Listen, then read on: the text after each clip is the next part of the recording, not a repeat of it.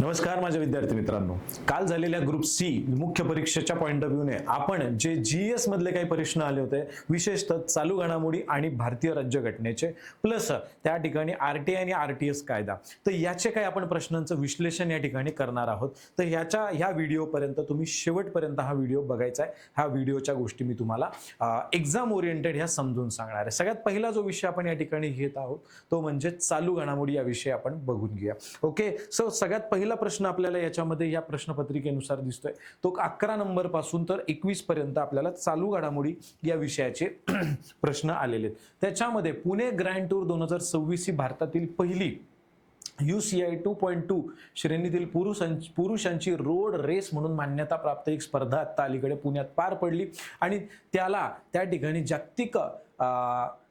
जागतिक सायकलिंग नियामक मंडळाकडनं ती मान्य होती. तर कोणत्या सायकलिंग मंडळाकडनं ही मान्य होती असा हा प्रश्न आपल्याला या ठिकाणी पाहायला भेटतो. तर याचं जे अचूक उत्तर आहे हे अचूक उत्तर आहे पर्याय क्रमांक 2, युनियन सायक्लिस्ट इंटरनॅशनल. ओके, असं याचं नाव आहे. ही एक इंटरनॅशनल युनियन आहे सायकलिंगच्या संदर्भातली आणि त्याची या स्पर्धेला मान्यता होती, जी अलीकडे मोठ्या प्रमाणावरती ही स्पर्धा चांगलीच गाजली ही पुण्यामध्ये आपल्याला पाहायला भेटते. ओके, हे त्याचं उत्तर आहे. याचं पर्याय उत्तर काय आहे तर अचूक उत्तर याचं पर्याय क्रमांक 2 आहे, हे लक्षात ठेवा. त्यानंतर पुढचा प्रश्न, दुर्गम गावातील शाळाबाह्य मुलींच्या शिक्षणासाठी कार्यरत असलेल्या एज्युकेट गर्ल्स ही जी स्वयंसेवी संस्था आहे, ओके, याविषयी प्रश्न आला की त्याची स्थापना कोणी केली आहे. तर त्याची स्थापना या प्रश्नपत्रिकेनुसार पर्याय क्रमांक 2 सफीना हुसेन यांनी या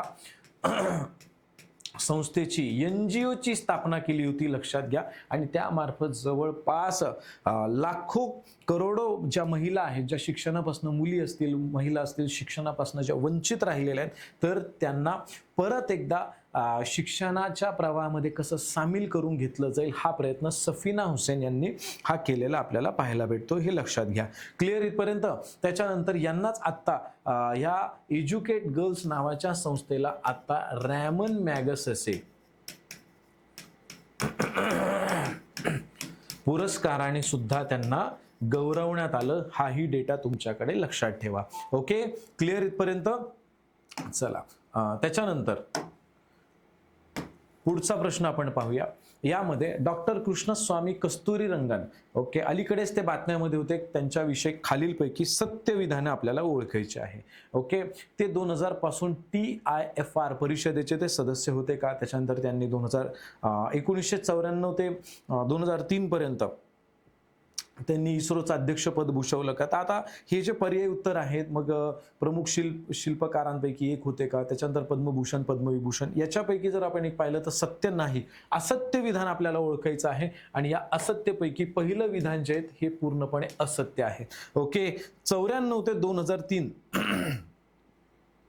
हे अध्यक्ष होते, मात्र 2000 पासून TIFRच्या परिषदेवरती ते होते, हे लक्षात घ्या. ओके, यस, याच्यात जर पाहिलं तर परिषदेचे ते सदस्य होते. ओके, TIFRचे सदस्य होते ते, पण मात्र स्पष्टीकरण जर आपण याचं पाहिलं तर 2003 या काळात ते इस्रोचे अध्यक्ष म्हणून त्यांनी काम पाहिलं. NEP नॅशनल न्यू एज्युकेशन पॉलिसीमध्ये सुद्धा 2020च्या मसुदा समितीचे ते प्रमुख होते. पद्मभूषण व पद्मविभूषण पुरस्काराने त्यांना गौरवण्यात. त्याच्यामुळे पहिलं विधान जे आहे ते 2000 पासून तर TIFRचे सदस्य होते, हे दिलेलं कोणत्याही संदर्भात ते बसत नाही, हे लक्षात घ्या. ओके, त्याच्यामुळे याचं उत्तर काय तर पर्याय क्रमांक 1 आहे. त्यानंतर अंके गौडा, ओके, यांना 2026 मध्ये कोणत्या योगदानासाठी पद्मश्री पुरस्काराने गौरवण्यात आले. तर याचं उत्तर आहे पर्याय क्रमांक 4, हे उत्तर आहे. अ व क, ग्रंथालय क्षेत्रातील आजीवन सेवा आणि त्याच्यानंतर शैक्षणिक क्षेत्रातील विद्यार्थी वसतिगृह स्थापन करण्यात, तर त्या ठिकाणी त्यांची ती सेवा होत गेली अंके गौडा ग्रंथालय, आणि त्याच्यामुळे त्यांना हा पुरस्कार पद्मश्री पुरस्काराने गौरवण्यात आलं, हे लक्षात ठेवा. त्यानंतर फेब्रुवारी 2026चा विचार केला. पंतप्रधान मोदी यांनी इस्रायलचा दौरा केला होता, ओके नाही. कोणत्या भारतीय विद्यापीठाने हिब्रू युनिव्हर्सिटी ऑफ इस्रायल सोबत सामंजस्य करार केला. तर याचं उत्तर आहे दिल्ली विद्यापीठ.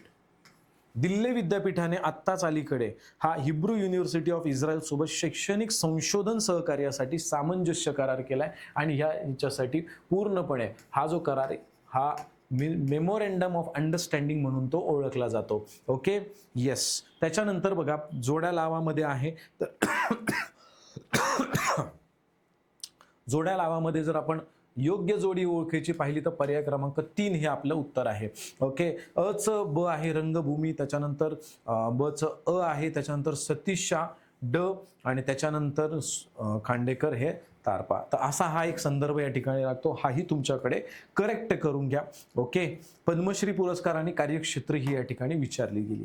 त्यानंतर ग्रँड स्लॅम एकेरी सामन्यामध्ये 400वा सामना मिळवणारा विजय मिळवणारा जगातला पहिला टेनिसपटू कोण ठरलेला आहे?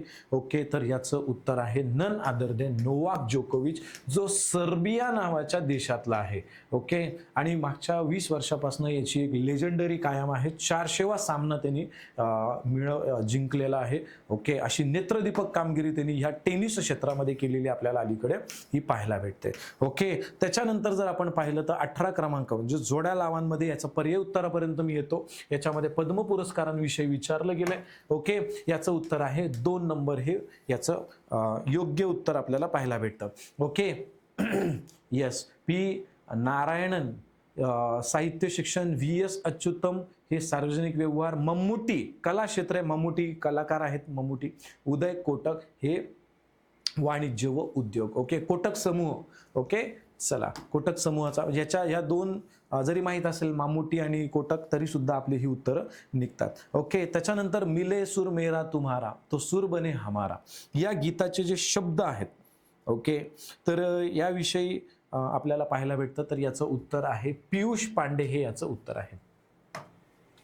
पर्याय क्रमांक 3 पियुष पांडे. या गीताचे गीत त्यांनी लिहिलेले शब्द पियुष पांडेंनी लिहिलेले हे लक्षात ठेवा. ओके, प्रसिद्ध करण्यासाठी सुरेश मलिक आणि KS चक्रवर्ती यांनी पुढाकार घेतला होता. ओके, लुईस बँक्स यांनी दिले होते, पंडित भीमसेन जोशी यांनी हे गीत गायलं होतं. ओके, हे लक्षात ठेवा. मिले सूर मेरा तुम्हारा तो सूर बने हमारा. ओके, 1988 मध्ये हे गीत प्रसिद्ध करण्यात आलं होतं. चला, त्याच्यानंतर शेवटचा प्रश्न करंट अफेअर्सचा.